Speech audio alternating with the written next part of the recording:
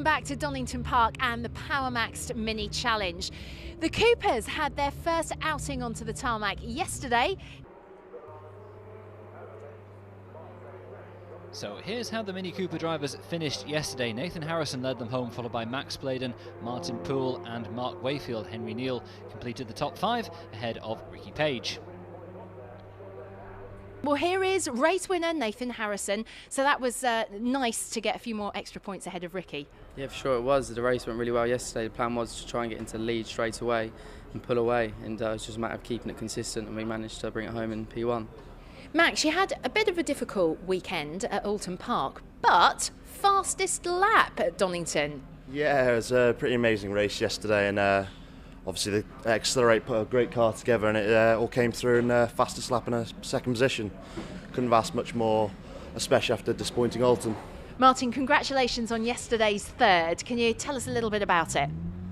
Well, wasn't a brilliant start to the race, but just after that, just got my head down. Not much action really, like loads of overtaking, but just benefiting off consistency and just pulling out third in the end. Happy with that. With a new car after last race at Alton, so really good for the start of the weekend. A good solid race for the Coopers yesterday. Nathan Harrison will be looking to get more points now as they head out for their second race of the weekend.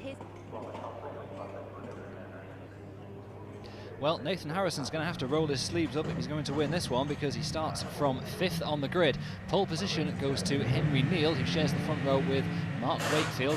Martin Poole and Max Bladen side by side on the second row of the grid, and Nathan Harrison's got multiple winner Ricky Page for company on the third row.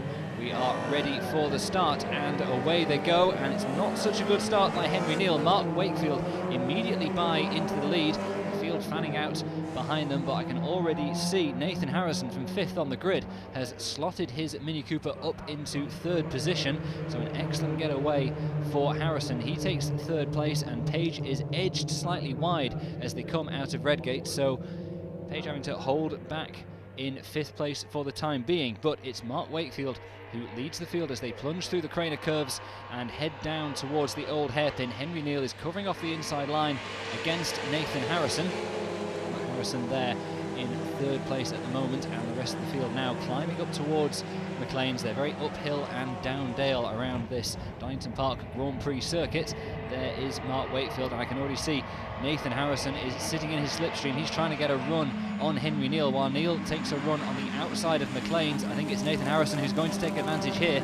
They come out of the corner side by side and head towards Coppice, and Nathan Harrison will certainly have had the whip hand and the inside line as they went towards the next right-hander. We'll see them as they come all out onto the back straight, and sure enough, Nathan Harrison has already moved his way up to 2nd place, so an excellent start to the race from him from 5th on the grid. So it's Mark Wakefield ahead of Nathan Harrison, followed by Henry Neal in 3rd position, and we've got 3 cars going side by side into the Fogarty chicane and accelerating out of it. That is Darren Chatt in the black and green car side by side with Ricky Page, and they've got Adam Davey for company as well, but they're going to have to brake carefully for the Melbourne hairpin. There's a lot of cement dust down from an earlier problem, and that is going to make it a little bit difficult for the drivers to get their cars stopped for one of the tightest and slowest corners on the track.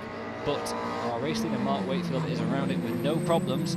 He continues to lead from Nathan Harrison, but Henry Neal is coming under pressure from Max Bladen in that very distinctive light blue and bright orange Mini Cooper that will be filling his mirrors and dazzling him as they head down towards Redgate. Bladen taking a look at the outside line at Redgate. Henry Neal getting defensive, perhaps picking up a few defensive driving tips from his British Touring Car champion father Matt Neal, but he's out of the corner handily for now. Max Bladen, though, looking very insistent in that Mini Cooper. He's clearly got a lot of speed underneath him. He's even taking a little look around the outside line as they head into the Craner curves and shedding a little bit of his Mini's bodywork. They brake for old hairpin, and Henry Neal's got quite a nice line there. He carried quite a bit of speed through to the apex and is able to keep Max Bladen behind for now. And up ahead of them, Mark Wakefield is getting some serious attention from Nathan Harrison. This is where Harrison made his move for 2nd place on the 1st lap. Mark Wakefield is wise to that for now and keeps Harrison neatly bottled up, holds on to his lead for the time being. They break for Coppice. And behind them, Henry Neal is once again on the defensive line as Max Bladen seeks to find a way around, but I think Bladen might have got the undercut there. Indeed, he has at Coppice, the classic switchback move that we see in the right-hander, which leads the drivers onto this long straight, but it's not been enough just yet. Henry Neal, for now, has just able to keep his nose ahead as they head down towards this very quick left-right flick Fogarty chicane. Our race leaders are already through and pressing on to the Adelaide hairpin. You can see the drivers favouring to go a few metres to the right of the standard racing line, and even so kicking up an enormous amount of that cement dust. That's going to clean up, I would expect, as the course of this race continues, and I think we'll see more and more drivers edging towards the true racing line down at the Adelaide hairpin in pursuit of a move to get ahead of a rival. But for now, at least, Nathan Harrison holding on to second position, and Henry Neal clinging on to that third place, but quite a train beginning to develop behind him now. And Rebecca Ryder having some kind of problem down at the Adelaide hairpin, possibly not getting the best out of that car right now, but has dropped some way back from the main pack.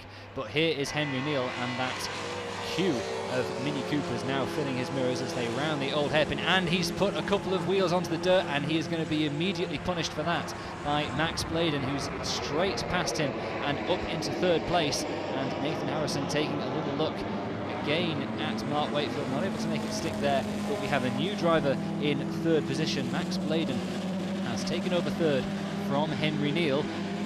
Was Neal able to keep the others by? No. Ricky Page also down to the inside, and Max Bladen very wide in Coppice, and that's allowed Ricky Page to really take advantage there. He's moved up 2 places. Henry Neal is also well placed to potentially get past Max Bladen here. There's an excellent battle going on. There's a very close battle between our 2 leaders, Mark Wakefield and Nathan Harrison, but then behind them we've got 7 or 8 cars practically tripping over each other as they came out of Coppice and went down towards the chicane. But we keep an eye on this very, very tight battle for the lead. Not so much a defensive line being taken by Mark Wakefield as a hairpin, but the new line that keeps them away from all the cement dust. Ricky Page solidly up into third position, and Henry Neal has lost his grip on 4th place, but it's not to Max Bladen. Bladen is still behind Neal at the moment. One of their other rivals has inserted themselves into that position, and Mark Wakefield still continues to soak up enormous pressure from Nathan Harrison, who will now see Ricky Page has appeared behind him in third place, and that is a rival he will definitely have a lot of regard for. Ricky Page has been pretty competitive so far this year, and that will only spur Harrison on to try to finish off that move.